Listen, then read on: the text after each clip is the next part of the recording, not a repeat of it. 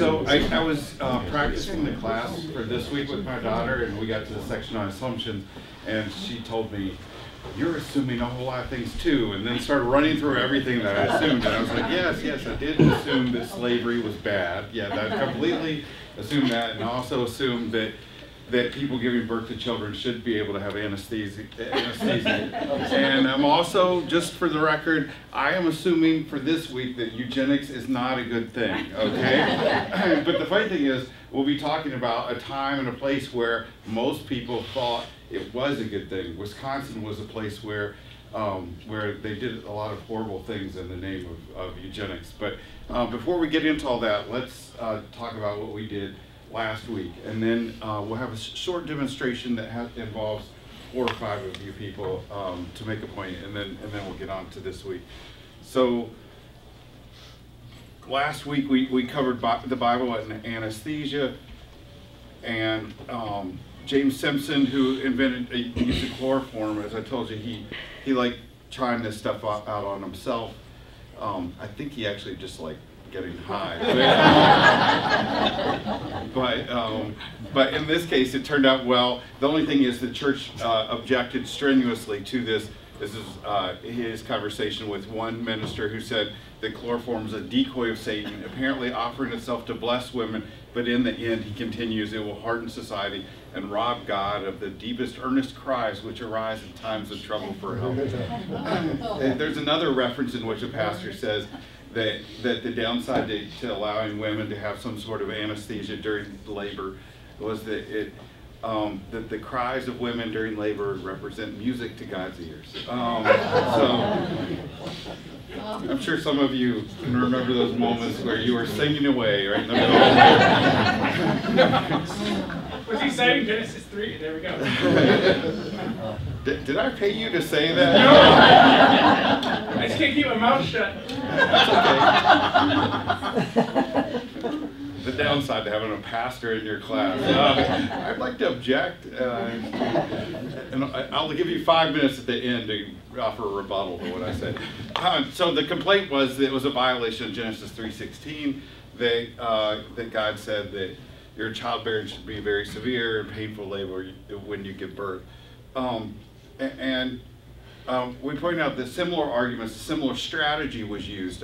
It's basically, if you see it in the Bible and you can see a verse, you name it, you claim it, and then you blast anyone who disagrees with you.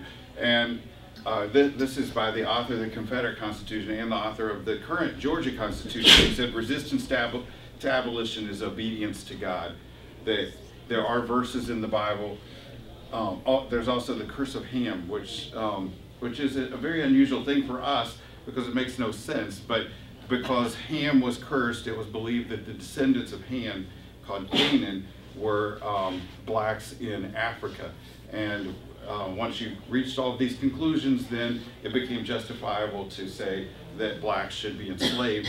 So even though the Bible never talked about race-based slavery, you put this together with the individual verses, these individual verses, and you come to the conclusion that that slavery, race-based slavery in America was okay. And these are just some of the verses that you can point to. So the strategy is, you can point to these verses, it talks about slavery, we have slavery, so it's okay to do what we're doing right now. On the other side, the people who oppose slavery used generally a different technique of interpreting scripture. The one was highly literalistic, and everything that they used, every verse that you could point to, reinforced that idea. But on the other side, we had people who were saying that the general themes in the Bible, like mercy, grace, emancipation, and the golden rule, ran counter to what was going on here. And this is Daniel Coker, who was an African-American leader. And in the African-American community, they've developed this way of reading scripture that was based on seeing the overall themes, and then anything that contradicted that would be interpreted in light of those themes. And generally, the focus would be on what Jesus said, and you would take, for instance, the golden rule here and set it up against the verses on slavery and say, which one should I follow? I'm gonna follow what Jesus said. the strategy that's used for slavery is the strategy we still see used today, where you find a verse, you're able to proof text it, and you say, this, you shouldn't be doing these things. Actually, you can see, and we used a reading from, who was it that we used? From Brian McLaren, who pointed out that we've not learned anything from history, and that's part of the reason we're having this class, is we're seeing how people use these verses in these particular ways, and whether we can learn anything from it.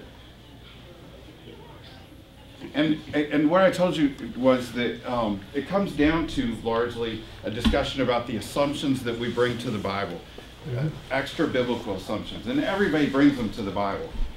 It doesn't mean it's bad, but in these arguments and disagreements over slavery and chloroform, there are 4 assumptions that people make. The first one, that the Bible is easy to understand. You guys disagree? And I think it's I don't think they mean easy in the original language either. So it's easy to understand. It is interesting. There is a passage in 2 Peter where there's a discussion about how difficult Paul is to understand and how people are abusing their reading of it and so forth. But in general, that's the assumption, that the Bible's easy to understand. Number 2, it's a collection of lessons written for us today, primarily. Yeah, it was written back then, but we can take things that's said there and apply it to ourselves directly today. Third, that the Bible contains no contradictions or mistakes. And then finally, that the Bible is a divinely given text that should be read literally. And I told you some of the assumptions, some of the suggested assumptions that I have, and they run counter to each of these things. And I did 5, and then today we'll do 2 more assumptions that we'll use. To make this point about assumptions, I need 5 volunteers. And since you guys came in, you're sitting up front. 1, 2, and you're 5. I need you to come up here for just a second. And lesson to all. When I say that you're bringing assumptions to when I say you're bringing assumptions to the Bible, just in a straight line, and when I say you're bringing assumptions to the text, it's easy to see how you do this and how history and everything extra biblical influences how we read the Bible. So, for instance, does anybody have any idea how long Jesus' ministry was? 3 years. 3 years. Okay. And where do you get that? 33. 30 to 33. It says that he was 30 about the time this ministry started. But where? Go ahead. He's got 3 visits to Jerusalem in the Gospel of John, I think. You have actually 3 Passovers in John, Yep. But that's not 3 years. If you go from one Passover to another Passover, how many years is that? 1. And if you go from a second Passover to a third Passover, how long is that? 2 years. So John tells us it's at the most 2 years long, if you believe he's trying to write chronologically. And in Mark, which becomes the basis for Matthew and Luke, you have one harvest to another harvest. So it looks like it's about a year that his ministry lasts. But early church fathers started saying it was about 3 years. And so we've all gone along with that. Everybody agrees. You can't find anything in the Bible that says it, but everybody here assumes, and I was taught, that it was 3 years long. That's just something that's there. That's an assumption that we bring to the text that we have no idea that we bring to the text. And I'll show you another thing. So you're going to be looking forward. You are Jesus. Oh, except for the end.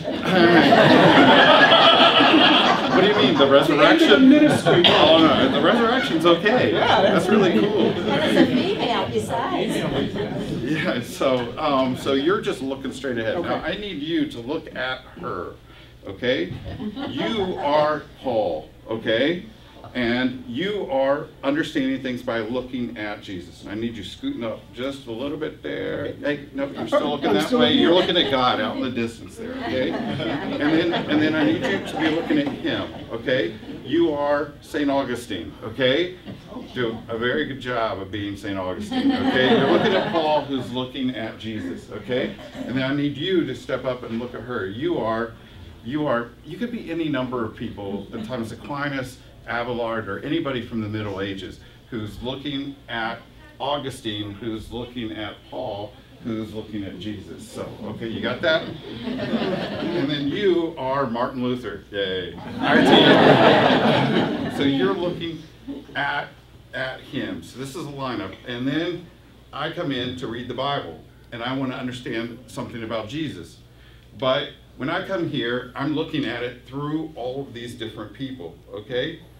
So if you got Jesus here, Jesus doesn't really talk about the resurrection much. So if I want to find out stuff about the resurrection, what it means and so forth, I have to read it through Paul. That's where it's going to come through. If I want to see anything about original sin, you're not going to see original sin in Jesus' ministry. But Augustine here cared a great deal about original sin. So if I'm interested in original sin, I'm going to be interpreting it through Augustine. And if I'm interested in substitutionary atonement, the belief that Jesus came, died for us, stepped in and fulfilled the law because we couldn't do it on our own, he didn't have this idea, had no idea that this idea existed. She didn't have any idea that this thing existed, but it came along right here in the 12th century, and it emerges, and all of us generally believe it, but we have no idea that for all of these years ahead of time that idea wasn't around. There was different notions, one called Christus Victorious and so forth, different ideas about how Jesus affected salvation. And then if we want to talk about grace and law, that distinction between the two that drives much of what we do at the services here, that dualism, I mean, it was there, but it wasn't a big deal to him, her, him, or to even Jesus. You'll see a huge distinction on that. That comes through Martin Luther right here. And then finally, I'm here at the back end reading all of this through him. So next week we're going to talk about a different way of reading, and actually you guys are right behind here listening to me. So next week I'm going to offer you a different perspective, because we're going to talk about the Holocaust next week, and how when we're looking through these lenses all the way down to Jesus, that sometimes we lose the distinctiveness, because one thing that was not important to any of these people except for him is Jesus' Jewishness. And so we spend a lot of time looking through these other individuals who had their own issues, which are all legitimate and interesting, but we have lost focus on Jesus' Jewishness. So, end of demonstration. I am Freiberg.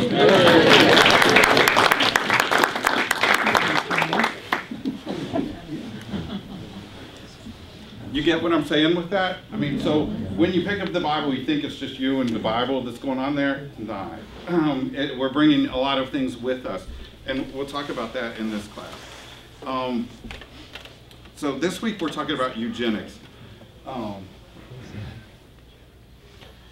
and how the Bible is used to support and defend eugenics, but we just need to understand what eugenics is in the first place. Does anyone want to say, do you know what eugenics is? Any ideas or thoughts? EU means, anybody know in Greek? Oh, I'm sure you know. How many classes in Greek did you have? 5. 5, okay. So what's EU mean in Greek? Uh-oh, pop quiz. You didn't know this, did you? It means good, okay? And then the genics means birth, so it represents a good birth. And that's what the discussion's about. So the world, when this emerges, the eugenics starts emerging in the 1880s, 1890s, and it goes on until World War II. The world at that time was greatly in flux. You had mass immigration into America from Eastern Europe and Southern Europe. Now, who's coming from Southern Europe? What people are we talking about? Italians. What religion are we talking about? Catholic. So you have a lot of Catholics coming from that direction. It's a huge influx. And many of those people are taking jobs in factories and joining unions and that sort of thing. And then who's coming from Eastern Europe? Poles, yeah, you would have a lot of Poles. You'd have people from, and what religion would the people be coming? Also Catholic. You'd have Catholics, plus you would also have, about 1 million Jews who move in during this period.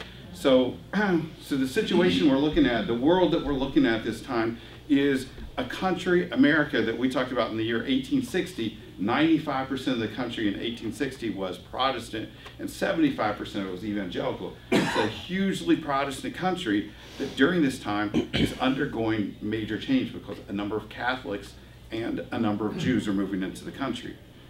You also have rapid urbanization. People are moving from the outside areas to the cities. So it's not just all of the problems that come with cities, ghettos, you know, the differences in hierarchy, financial hierarchy. You also have a breakdown in relationships. If you're living in the country, everybody you know knows everybody else, and everybody's watching everybody. But in the city, it's a little bit different. You can spend much of your day running into people that you have no idea who they are. You also have an increase in secularization in the sciences. Darwin has offered his ideas, and they're out there, and science is being used to understand so many different things. If you guys were at my secularization class, you remember that I said in the 1500s, we all understood things through spiritual ideas, that if the weather was bad and we wanted to change, and we wanted to have a sense of what the weather's going to be like, we pray to God. We don't go to the TV and look to see what the weather is. There is no weather science. If there's a military effort, if we want to win a battle, how do we do it? We pray to God and ask Him to help us. Today, what do? We have military science. So a lot of things that used to be understood as religiously based have changed, and now they're seen as science, sociology as well, psychology. So all of these things are making inroads. The impact is on religion. So religion's losing authority around this time. It's not as influential as it used to be. And there's a sense that we're losing our grip on these things. That we used to be able to tell people what to do in all of these instances, and we don't anymore. I think there's seats. Oh, there's seats there. So there's a loss of religious authority. And how do Protestants respond to this? They lose a sense of authority, that they're always right in what they're going to do. What happens, what idea emerges around this time to sort of solidify their position among conservative Christians? The idea of biblical inerrancy. So you combat science by saying, when there's a conflict between the two, we're right because we're right, and we have the Bible, God said it, we believe it, that settles it. And then on the other side, with the Catholics, what doctrine emerges around this time? The doctrine of infallibility. Right, of infallibility. So again, you have a loss of authority and then a response to it at this time with the inerrancy and infallibility. And you also have, it's funny, when you start looking at these things, it looks very much like our world. And when you read the complaints about what was going on, you have the complaints about courtship is disappearing, and the kids, man, they're all going to these movies, and you can't trust the movies, they're just horrible. I was thinking about that this morning when driving past 50 Shades of Grey, and all the criticism about that. So, but so you also have movies emerging. You also have advertising emerging in a big way. And churches actually start buying into the advertising thing as well. You also have radio that's emerged at this time. So all of these things are changing, and then finally the gaps in society that we have another Gilded Age, the first Gilded Age, where the wealthy do extremely well and the poor do very poorly. And so that's when the Catholic Church steps in and makes its statement about the value of unions and so forth. So all of these things are going on. And it creates a lot of problems. We have new problems, and a lot of the Protestants respond by going with a bunch of reform movements. There's a ton of reform movements in the early 1900s, 1910. You have a temperance movement up there where people were encouraging people to stop drinking. I didn't know that until recently that there was an anti-spitting campaign. Apparently that was huge at this time, to stop people from spitting. Is that a problem we have? I mean, maybe it was successful. I have no idea. Yeah, people chewing tobacco and spitting. Yeah, and the idea was, especially the Catholic, those Irish people had no manners at all. It was actually. I mean, each of these fights, you can see some sort of, you see some religious, and you also see some cultural differences. The temperance movement, who comes in and has alcohol as an important part of their culture? Well, the Irish do, the Italians do, a lot of the Catholics do.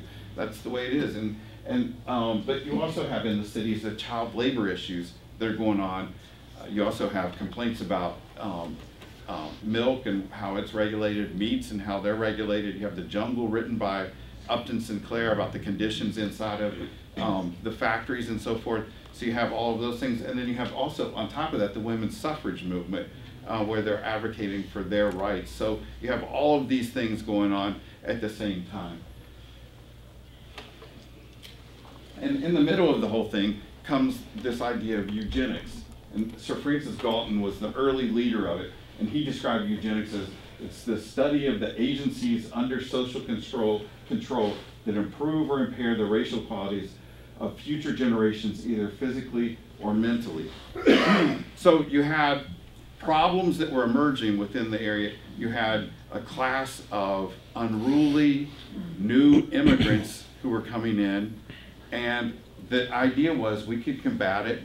How? Through science. So you have the emergence of science, and you have the emergence of these problems, and so people started becoming very interested in how do we get rid of all these scurrilous people that are running around in our communities now. And this is how they did it. Some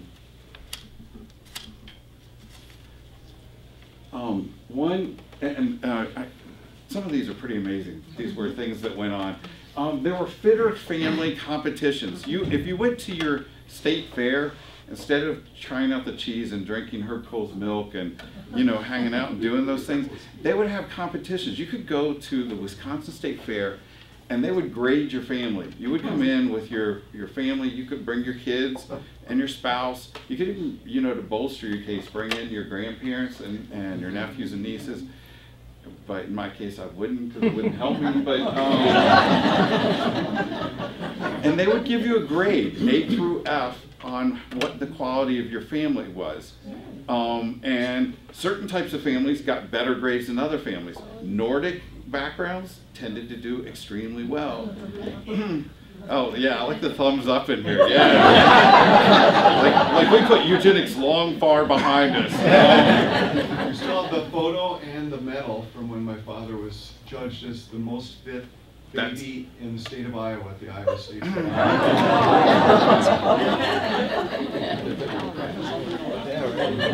That's just hilarious. Quickly, here's a German.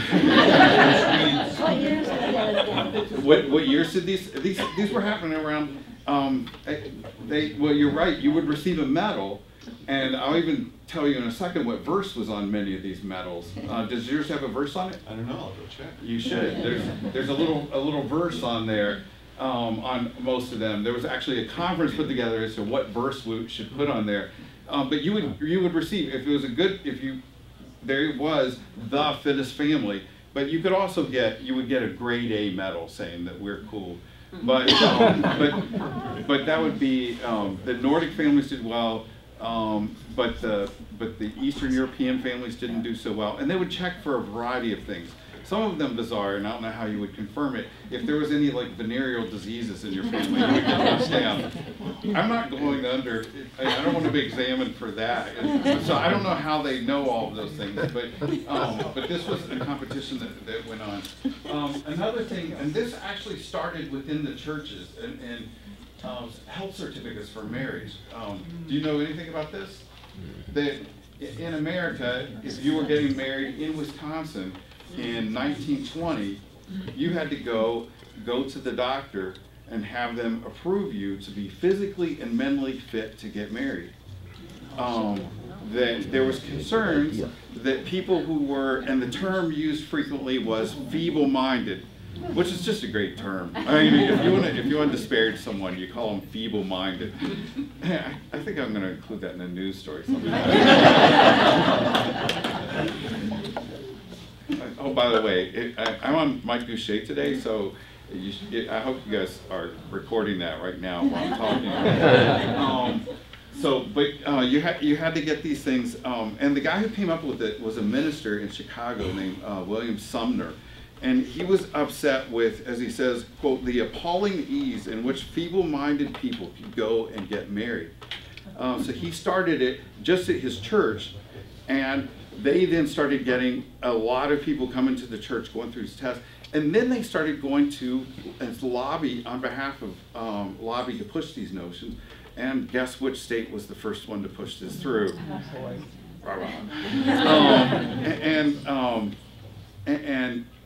It would cost $3 to get it done here. That was the maximum fee. But it led to all sorts of problems because doctors started charging $25. This is an early version of Obamacare. And it went to the Supreme Court. Other states passed it. Indiana passes it. And it gets to our Supreme Court first.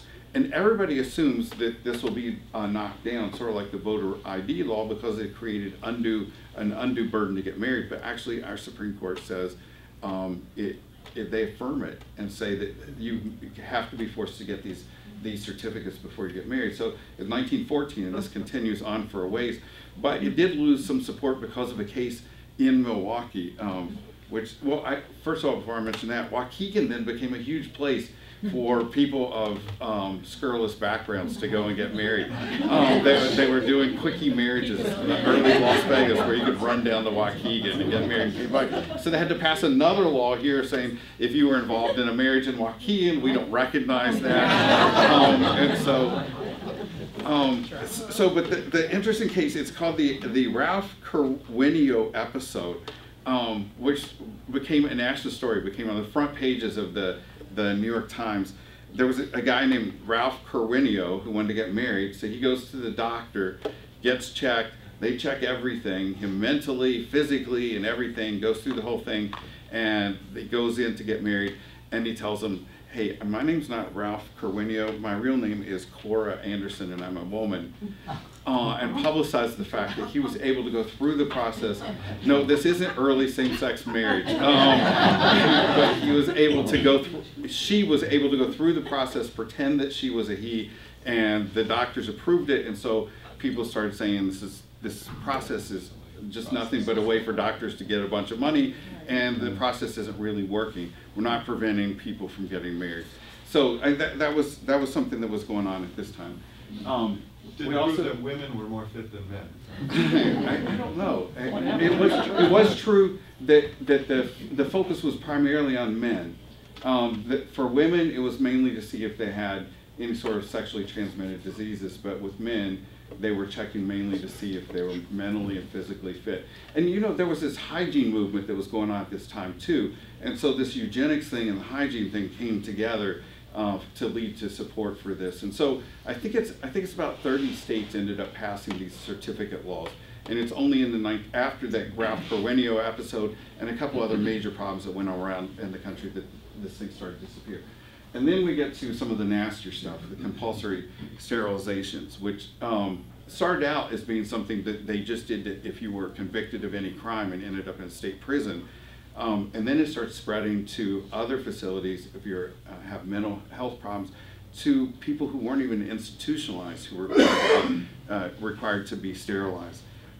Between 2007 and from 1907 to 1922, 18 states passed laws requiring a sterilization for people. And I'm going to jump ahead for just a second on this. Well, now I'll go ahead. So 33 states end up passing sterilization requirements, and this is how much it takes off. In the year 1917, there are 1,422 individuals in America who are sterilized against their wishes.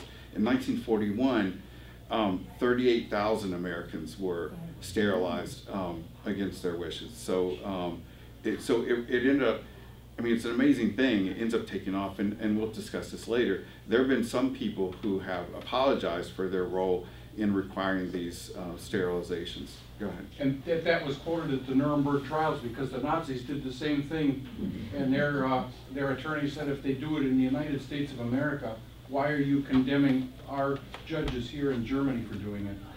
Yeah. You're like way ahead of me now.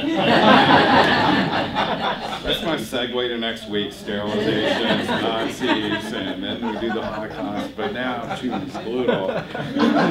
You have to be in my dramatization next week. Also, so you have these compulsory sterilizations, and you also have this thing that became very popular, which was to construct family trees, but it's not like our family trees. They were called moron family trees, and there were books done on them, millions of copies sold, where what you'd put together is you would take a family. There were a couple of people who took two particular families. One book sold 11 million copies in the early years, where they would show this particular criminal or this particular imbecile, as they would say, and they would just trace the history and say, then their parents were like this one was crazy, this one was a criminal, and you just go through and document everybody's connections through these things. And people loved this. They would put all of these things together. And it reminded me actually of a story that ran in the New York Times. This happened to run just recently. Well, actually, it's 2002, where they did this story. It's called the Bogle Clan, B-O-G-L-E, and they basically put together. And this looked very much like these old books, where they took this guy and just went through all of his corrupt and criminal people. And I remember seeing this and thinking, well, what are they actually encouraging people to do about a family like this? Because the New York Times was hugely involved and hugely supportive of the eugenics movement early on. But this was sort of the concept of people just wanted to read and learn about how corruption continued to move forward. And you have this case that goes before the Supreme Court. It's a very important case from Virginia. There's a woman named Carrie Bush who's at the Virginia Colony. This is a great title for an institution. The Virginia Colony for Epileptics and the Feeble-Minded. She's in her 20s, and she's had relatives who've had criminal past. She has some mental problems, not major, not super serious, but she is locked up there. And a doctor goes in, looks at her record, and determines, his ruling is that she's part of, quote, the worthless class of antisocial whites in the South, and therefore she should be sterilized. And she fights it, but against her will, in the year 1924, they go ahead and sterilize her. But she decides to keep on fighting it, and the case ends up going before the U.S. Supreme Court. And Oliver Wendell Holmes writes a very famous decision. Does anybody know this decision? He ends up making this decision affirming the compulsory sterilization of her. And his final sentence is a famous line in his decision. What he says is that she had the probable potential. She was a probable potential parent of socially inadequate offspring. Actually, let me see if I can find the early part of his decision.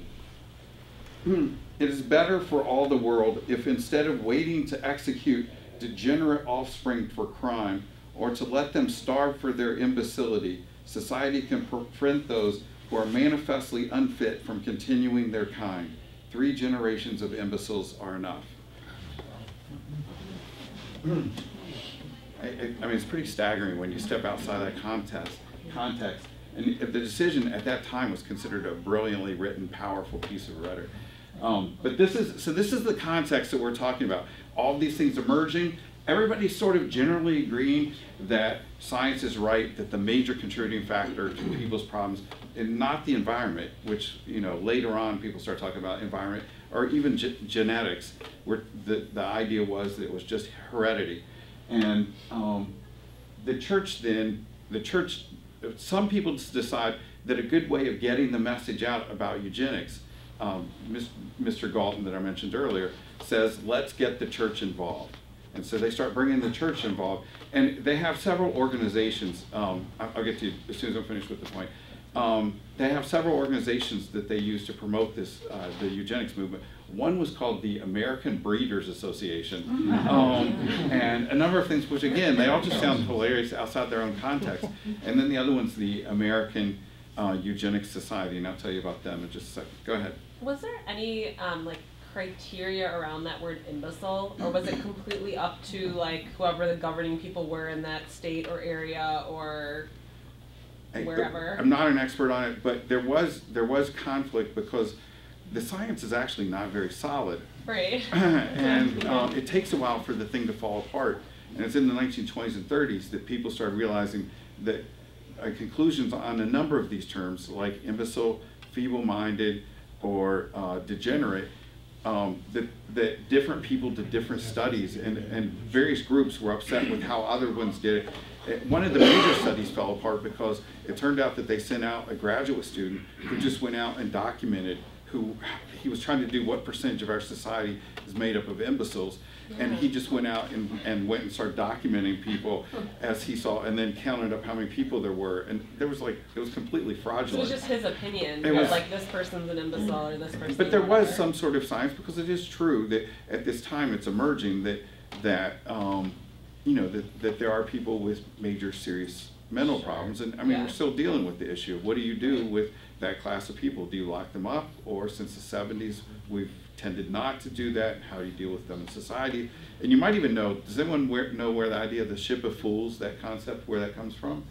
Which was the way that England used to deal with people they considered crazy. They would put them on an old boat that was ready to sink and send it out to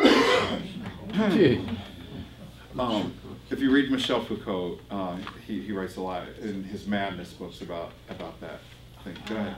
I know my father mentioned that there was a relative who insisted upon wearing women's clothes instead of men's clothes, so he was sent to a mental institution. Well, So among the definition of who should go there was very broad. If you did anything outside of the norm, you were sent there, whether you had mental illness or not. Right, and homosexual activity would be included in there, and Foucault again talks about how that becomes a separate category, but cross-dressers and transvestites, anything like that would obviously, in their minds, be considered something that's not okay. So I talk about the preaching eugenics. The churches get heavily involved. In fact, the American Eugenics Society in 1926, 1928, and 1930 set aside a particular Sunday, Eugenics Sunday, and pastors were invited to give sermons throughout the country promoting eugenics from a Christian perspective. And only Protestant churches participated. The ones that participated most were Presbyterian ministers, Baptist ministers, and overwhelmingly Methodist ministers. And then they would submit their written sermon to the American Eugenics Society, and they would choose a winner, and the pastor who won the contest would get $500. The one who came in second place, $200, and third place, $100, which in the year 1926 is a pretty significant sum of money. And all of and hundreds and hundreds and hundreds of pastors around the country ended up participating in that and turned in all their sermons. And fortunately, for the book I'm relying on for a lot of this work, it's called Preaching Eugenics. She had access to all of those sermons, and she's able to pick up what some of those themes are and so forth. Matt, were you saying? Yeah, is that kind of the foundations of a lot of the fear of interreligious marriage also? You know, it plays. I'm sure it plays in it, and in fact, we'll talk about Moses in a second. But I would like to do a class next year on interfaith marriages or interdenominational marriages. So again, you're way ahead of me. Here's a couple of the statements made by religious people who are supportive of eugenics. This is Albert Wigham, who was actually, he wrote the Decalogue of Science. He was a leading eugenicist and was a big person in terms of getting churches to buy in and to start selling this thing. Had Jesus been among us, he would have been president of the first Eugenics Congress. That's the second group that was going on then. There was a third one called there were three major organizations. The other one's also has a great name, the Race Betterment Conference. He would have cried, "A new commandment I give unto you, the biological golden rule, the completed golden rule of science. Do unto both the born and the unborn as you would have the born and the unborn do unto you." Jesus is. Yeah, what does that mean? Well, he's talking about eugenics. So you should prevent those people from being born if they're from a line of a family of imbeciles, derelict, or whatever. So you treat them that way by not allowing them to be born. It's a support for a sterilization process. Was abortion completely illegal at this time? I think so. And you know, this ends up getting tied up with with abortion, but the bigger issue at this time that's emerging is Margaret Sanger sets up her first clinic in 1917. You all know who Margaret Sanger is? Yeah, the founder of Planned Parenthood. And so birth control is an issue that's simultaneous with this. That's a bigger issue at this time, whether to accept or not to accept birth control. So, and this thing, this rewriting of text is all over the place. That someone rewrote the Apostles' Creed, where at churches you would, instead of saying the Apostles' Creed, you would state this eugenics creed. And they sound weird when you read them, but like the third thing in their Apostles' Creed is, I believe that I am the trustee of the germplasm that I carry. So you instead of saying I believe in God the Father Almighty, it doesn't have quite the same ring. But there were also a new 10 Commandments created, and churches would put those in. A lot of Methodist churches would put those in along with the other stuff in their hymnal, so you could read through what, you know, then you would have the traditional 10 Commandments, and then you would have the new scientific 10 Commandments that were all eugenics based. The thing about Jesus also at the beginning, Jesus was seen as the perfect exemplar of eugenics and how perfect it was. One writer called him, said that he came from the perfect stock of priestly and prophetic men. So he becomes like Nietzsche's Superman. He's the great guy that you can surround. And there are a lot of Jesus books at this time. The idea of what would Jesus do is something that emerges at this time. A writer comes up with that concept, and he was big into the eugenics movement. So it's all around the place. Here's another one. This is from the president of Clark University in Massachusetts, right? I think. Which yeah, which was very big as a place for psychology and so forth this time. We only need to turn a little larger proportion of, he's saying the commandments about love the Lord God with all your heart, mind, and soul, and love your neighbor as yourself. He's saying we're devoting too much time to the first part of that and not enough to the second. We only need to turn a little larger proportion of the love and service we have directed toward God, who does not need it, to man who does, and we have eugenics. So that's the way we do it. Instead of spending so much time praying to God and doing all that stuff to God, we should be pushing eugenic stuff. And another one who interprets a Bible passage, the Noah and the Ark story, by saying, when after about 1,500 years the race had degenerated so far as to be beyond redemption, God eliminated them through the deluge, the flood. So that was the original forced sterilization project, where everybody gets hit by this. And then one more. It wasn't just Protestants. It's primarily Protestants, but you did have a few Catholics, and you had Reformed rabbis who buy into it as well. And this is the leading rabbi on this issue in 1929. Perhaps in a complete and scientific history of eugenics, Moses, Amos, and the rabbis of the Talmud would be recognized as intuitive and extraordinarily influential primitive eugenicists even before the days of Galton and Pearson, two of the early leaders. And this gets back to what you were talking about earlier. Do you understand what they're talking about with Moses? What stuff from Moses would be interpreted as being in line with the eugenics movement? A lot of it had to do with who you marry, where you're only supposed to marry within your group. And so there's the notion of most of what we've been talking about is a negative eugenics, but there's also positive eugenics, which Catholics did buy into, and that is, if you are the right kind of person, we want you having as many kids as possible. So they would be encouraging people to do that, and they also encourage them to marry within their own group.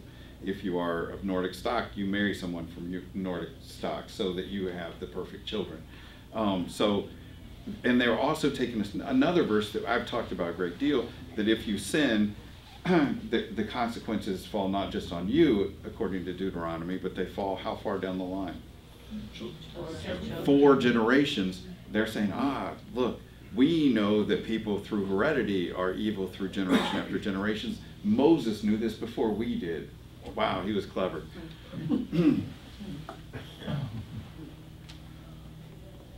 And just like I showed last week, there were key verses that people used to support their ideas. And these translations are all King James because that's what was used largely at that time. And if you look at the NIV or the NASB or the NRSV, the translations are very different, and you get a very different sense out of it. This is Psalm 37:8, and it's the last part of the verse that they particularly like. For the Lord loveth judgment and forsaketh not his saints. They are preserved forever. Okay, so if you're good, God lets you happen, but the seed of the wicked shall be cut off. So if you're bad, you're in the wrong group. We don't want you reproducing. Seeds taken very literal. Taken as a reference to sex. And this is the verse you need to see if on your little thing you have it on it. Psalm 16:6. The lines are fallen unto me in pleasant places. And then on those fitter awards, it would say, yea, I have a goodly heritage. Another one, Galatians 6:8. For he that soweth to his flesh shall of the flesh reap corruption, but he that soweth to the Spirit. And the idea was there were fleshly heritage and there was spiritual, and those who are of the right race have spiritual reproduction, those of the other race. But the section of the Bible that's used more than any other by far is the story of the parable of the talents. You guys, do you remember the story of the parable of the talents? Somebody's given 5, and another one's given 2, and another one's given 1. And what happens to the last guy? The guy who's basically screwed over. He doesn't get very much, and then he doesn't do much with it. It's taken away from him. So this was interpreted as a metaphor of someone who'd been born and came from a bad line, that you should have your ability to reproduce taken away from you, and other people should be encouraged to have children instead of you. So this was huge, and in fact, 2 of the winning sermons from 1926 and 28 focused on this passage and used this passage to encourage people to support the process. And next week we're going to see that with the Holocaust, that there was actually an institute that would write sermons arguing that Jesus was Aryan and not Jewish, that would come from this institute, very much like the competition that we see going on here, encouraging, and they would be distributed throughout the country. So in this case, you have hundreds and hundreds of churches where church members have no idea why this particular Sunday this has become a big issue. Also, in Germany in the 30s and 40s, even during the war, the organization kept on pumping out these sermons that pastors and priests would get up and read verbatim to their congregations. So opposing eugenics were a few people, and there's like this one from a pastor in Fond du Lac. Christians, especially Christian ministers, should concern themselves with the task of salvation, not solving social problems. Which sounds okay. They shouldn't be involved in eugenics, but this exact same sort of argument's used where else? With civil rights movement. Jerry Falwell, his first argument in 1964 on the civil rights movement was, what are we doing talking about this? We should be talking about converting souls and stuff. So it's an interesting point to be made. And at this time, fundamentalist Christians did not get involved, and to their credit, did not get involved at all in the eugenics movement. There was not a single fundamentalist minister involved in any of those 3 major organizations that I mentioned, because they thought that they shouldn't be doing it. And at the same time, we have the social gospel movement going on, where people say it's our responsibility to bring about the kingdom of God in our time. And they saw the eugenics movement as this process of bringing the kingdom of God down here on earth. We also had Pope Pius XI put out this, and this is actually the turning point in the movement. Before World War II, you have him put out this encyclical, public magistrates have no direct power over the bodies of their subjects. This is 1930, the last day of 1930. Therefore, where no crime has taken place and there is no cause present for grave punishment, the state can never directly harm or tamper with the integrity of the body, either for the reasons of eugenics or for any other reason. And as I told you, remember which group's coming under attack through the eugenics movement and which side is being favored under this process. And I told you New York Times originally was very much supportive of the eugenics movement. In 1932, they end up turning on it as well. And their editorial is, eugenics seem to have become a disguise for race prejudice, ancestor worship, and caste snobbery. And this thing about the race prejudice and the class issues that they're talking about, it does very much start to become apparent that this is a movement led by WASPs, by well-educated Protestants who are losing some security at this time, and that they're attacking Catholics, Jews, and fundamentalist Christians a lot too, people that weren't part of their group. So it's people start noticing, and even sociologists start pointing out that there's something going on that's not just science through this whole process. So last week I told you, what do we do with the fact that people are reading the Bible in this particular way, where they find a verse and they say it's in there, so we all have to believe everything that's in the Bible. But of course no one really does that, because there's a lot of stuff that's not relevant to us today. But you use it in arguments that way. So what do we learn from their use of the Bible, their proponents, the fact that the church bought in an incredibly big way with the eugenics movement? I have two things. You guys might come up with some different ideas, but these go on top of the 5 ideas I gave you last week on how to read the Bible. The first one is be aware of what biases and prejudices you bring with you when you crack open the good book. And I think you should bring yourself, your entire self, all of your biases, all of the problems you have, all of the good things you had, your education and all of that, bring it with you. So when you read a passage like in Judges where the sun stops in the sky, don't just buy into that. That is weird, and that's not something that we think can happen. Make sure, bring that with you and engage the text with that. But at the same time, these people who were dealing with these passages, these biblical passages, and start picking out particular verses, they were all well-to-do Protestants who were pushing this thing. You need to be aware of what class you're from, what race you're from, all of these different, what gender you're from, and how that affects what you're reading. Doesn't mean toss it out, but in this particular case, it was very much a class-based reading of the text. So be aware of those things when you're reading the Bible. And then my second point is understand what the Bible meant back then. And this is a thing that I've said repeatedly to you guys. Understand what the Bible meant back when it was written before you start saying what it means today. Meant first, means second. What you have when you're looking at these verses here is a bunch of people who bought into the eugenics movement, then open up the Bible and try to find eugenics verses. But if you read the flood story, or any of these other stories, and you start reading what that story meant back then, there was no eugenics movement. There's no reference to eugenics in this. You're understanding, you've skipped the first step, you've jumped to what it means today instead of understanding what it meant originally. That's how you're supposed to read the Bible. Use historical criticism to understand what it meant when it was written and to that particular audience. And then the dangerous step is when you say, this is what it means for today. But almost everybody in these passages start with the second step instead of the first step. So do you guys understand that? Or is it clear what I mean by that? Yeah. And it becomes interesting, and I'm asked repeatedly to discuss homosexuality and same-sex marriage. And what does the Bible say about these things? And people understand those things, and then they go back to the text and start reading through what does the Bible say about those things? And they come across verses like Romans 1 or the passages in Leviticus. But you see that homosexual acts are very different than what we think of homosexuality today. First of all, in the Old Testament, lesbian acts are not condemned. And it's interesting because the audience in Leviticus, it says, you shall not lie with another man, which means the text is written for dudes. The audience, you don't even expect women to be reading this, so I don't know if that means women can just skip Leviticus. It's not written for me. But the idea is that it's an unnatural act, but it's not unnatural the way we think about it. It's unnatural because what happened is, the belief was, in the sex act, one of the two parties became like a woman, and a man should not be like a woman.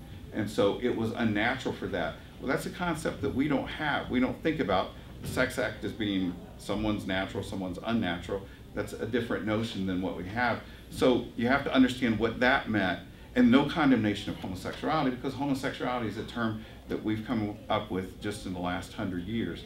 So you won't find that stuff there. So you need to understand what the Bible actually says before you start saying, does this relate to what our situation particularly is? And the same thing, as I said, with slavery. Yeah, slavery is talked about a great deal, but slavery in Roman times is very, very different than it was in America. In addition to being race-based, in the Roman times, you could actually own a business and still be a slave. You could do any number of things. You could be in slavery and out of slavery, depending on what you're doing. So just because the term is there, you don't just lift it out and apply it to today. You try to understand what it meant in that context originally before you start saying how it applies to us today.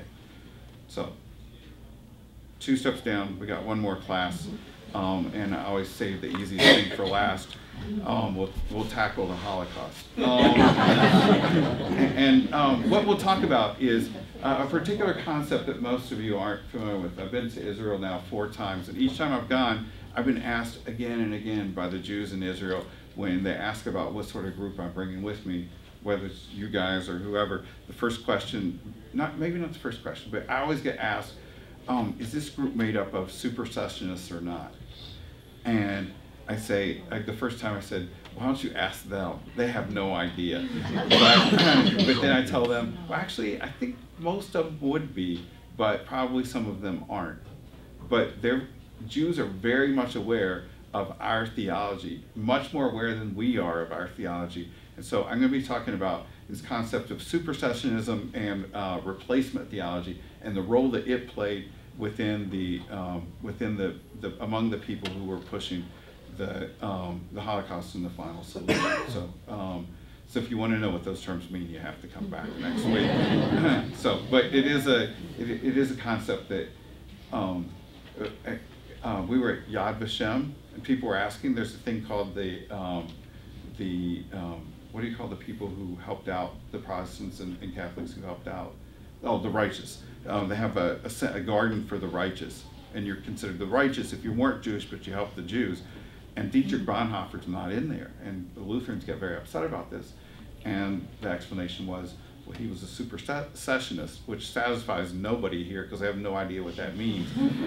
But I'll explain to you, what that means and why he's not in there. Go ahead. Just a little summary that I remember one of my professors at seminary, which would pretty much contain what you say right there.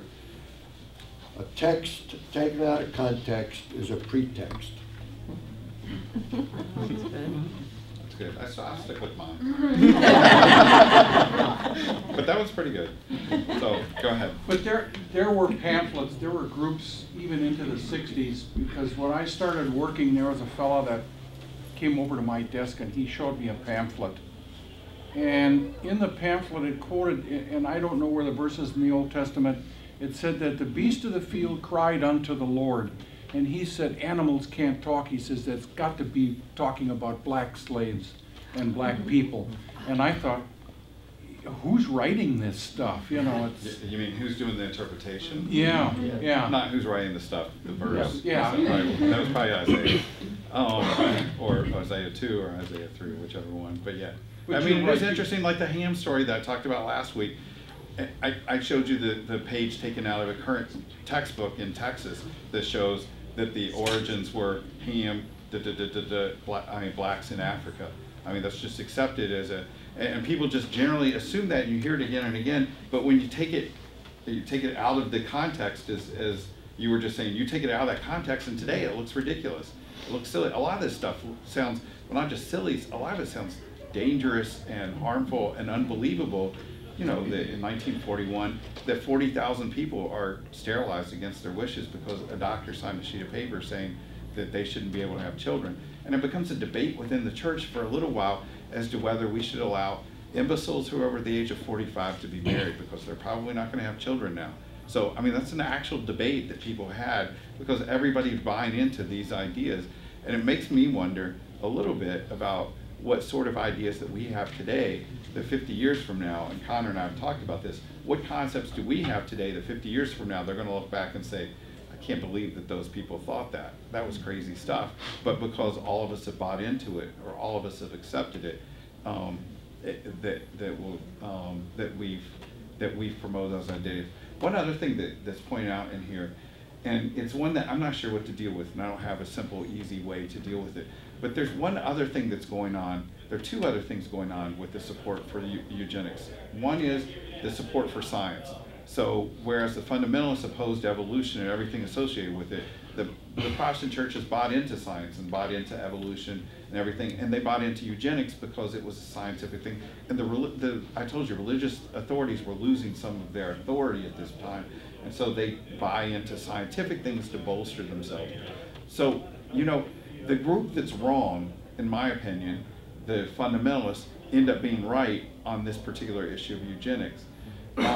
And it's a weird thing. I mean, it's really hard, having grown up as a fundamentalist, for me to say they're right on anything, but they were right on this. The other thing is the issue of how positive people were.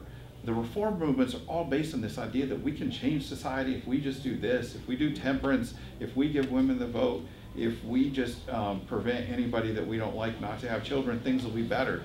The amazing level of how positive people were, that they could create change, and you put that together with the social gospel, the fact that we're out there fixing things, and you end up with something like this. I don't know how to deal with that. And I mean, how did history deal with this? Some of the big blows that end up undermining eugenics, one is the Depression. The Depression hits, and people who used to be WASPs, who had everything going for them, they're now currently unemployed. So are they now not allowed to reproduce? Should they be allowed to or not? And then, of course, finally, the big thing that happens, which is the final solution of the Holocaust, and we get to see the eugenics movement taken to an extreme, where a particular class of people, and it's funny, Jews ended up being classified. There was a huge debate within the eugenics movement. Are they a separate race or not? And the conclusion was yes. But today, obviously, we would say no. But those things come together. And once the Holocaust occurs, everybody realizes this was a horrible outcome, and and almost everybody of any intelligence ends up rejecting the thing. Didn't forced sterilizations continue into the 50s, 60s with like unwed black mothers in the South? The thing is, they end up moving from the center, where everybody's very much aware of what's going on, to much smaller pockets of groups of people. Okay. Because there's some embarrassment, but at the same time, there still are people who, I mean, it is true, there are people with major issues and stuff, and how do you deal with that? My sister adopted someone who has, as a kid, major mental errors, and she ends up hooking up with another kid with major mental problems, and they have a child, and my sister is now raising that child because neither parent's able to do it. My sister didn't have any kids or whatever, and the kid is 8 or 9 years old, and he's going to have an incredibly rough life. It's a hard thing to watch, and so I understand that the instinct, the concern. The only problem is when you start saying we as the government need to start sterilizing people all over the place. I mean, clearly today that's just ridiculous, but at that time it seemed like a pretty good solution. So. Go ahead, last question, and then we'll go. A book now by the guy who wrote what it was called, The Death in the White City, about Eric Larson. Yeah, the new one's called something, The Wild Beast, but it's about this Chicago family the father gets made the U.S. ambassador to Berlin in the second half of the 1930s. And if you read anything about that historical period, late 30s into early 41, before we went into the war, we live in America with this post-war idea that we are somehow different, that we support. I appreciate your musical where we support freedom and equality, and that we were the saviors, that we freed people from the death camps and all this kind of stuff. But if you read that period before the war, we lived those same ideas that underlied the eugenics and the Nazi Holocaust and everything else that we shared with our German brethren at that time. One thing I thought about in the last month as I was really preparing for this thing is how the Bible is frequently used to define who's in and who's out, and who's us and who's them. And it gets really dangerous when the group of us becomes really tiny and the group of everybody else becomes very large. And so in this, with eugenics, you have a movement where we use this to say we are okay and that group over there is not okay. But over time, that other group keeps on getting bigger and bigger and bigger because we start throwing in all of these other people. But you should think about it now. How do we use the Bible today to decide who's in and who's out, who's okay? In my background, it was to say, you know, that as a fundamentalist, we believed all Catholics were going to hell. Most of you guys probably were, and a good number of Methodists were as well. Our group was pretty large of who the them is, and the us was tiny, but we were happy, and because we knew we were all going to heaven, and we knew everybody who was going to heaven, and they were, you know, they were okay with us. So, but it is funny to think about in terms of the power alignments as to who we are and who they are, and how the Bible's used to exercise this power relationship between you and others. So, I hope that's enough ideas for today, and we'll tackle a bunch more next week. Thank you.